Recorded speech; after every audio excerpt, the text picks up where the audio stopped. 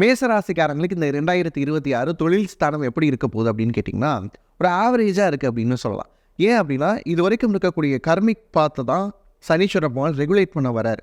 நீங்கள் என்ன கர்மா பண்ணியிருக்கீங்களோ அதுதான் ரிஃப்ளெக்ட் ஆக போகுது. அதுவும் வந்து உங்களுக்கு விரயஸ்தானத்தில் வரப்போ பிஸ்னஸில் நிறைய பேர் என்ன பண்ணியிருப்பாங்க அப்படின்னா, ரொம்ப அகலக்கால் வச்சுருப்பாங்க. இது வரைக்கும் நிறைய இன்வெஸ்ட்மெண்ட்ஸ் வாங்கி போட்டு வச்சுருப்பாங்க.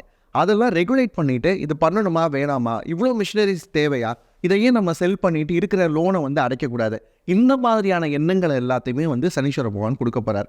அது மட்டும் இல்லாமல் பார்ட்னர்ஷிப் சார்ந்த விஷயங்களில் ரொம்ப கவனமாக இருக்க வேண்டிய அமைப்பு யாருக்கு இருக்குன்னா, மேஷராசிக்காரங்களுக்கு தான் இருக்குது.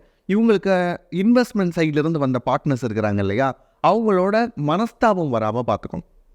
அவங்க எடுக்கக்கூடிய முடிவுகள் சரியானதாக இல்லை அப்படின்னு சொன்னால் கூட அதை எப்படி சொல்லணுங்கிறத விஷயத்தில் வந்து ரொம்ப கவனமாக இருக்கணும். ரொம்ப பாலிஷ்டாக சொல்லி பழகுங்க. ரொம்ப ராவாக அன்பாலிஷ்டாக சொல்கிறப்ப அந்த இடத்துல என்ன ஆகும் அப்படின்னா, மன முறிவுகள் வருவதற்கான வாய்ப்புகள் இருக்குது.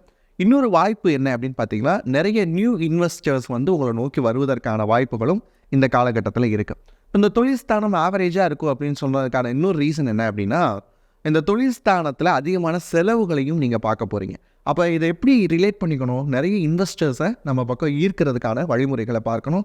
அதே மாதிரி இருக்கக்கூடிய அத்தியாவசிய செலவு என்ன, அனாவசிய செலவு என்ன அப்படிங்கிறத பிரித்து தொழில் ஸ்தானத்தை சரியாக கொண்டு போனீங்க அப்படின்னா, இந்த 2026 அப்படி இருக்கக்கூடிய வருஷம் ஃபுல்லாமே உங்களுக்கு தொழில் ஸ்தானம் சூப்பராக தான் இருக்க போதும். இதை இன்னும் ரெகுலேட் பண்ணிக்கலாம் அப்படின்னு சொன்னால், சிட்ரின் மாதிரியான கிறிஸ்டல்ஸ் இருக்குது இல்லையா, சிட்ரினை வந்து நம்ம என்ன சொல்லுவோம் அப்படின்னு பார்த்தீங்கன்னா, பொதுவாகவே வந்து அது தொழிலுக்கான கிறிஸ்டல் அப்படின்னு சொல்லுவோம்.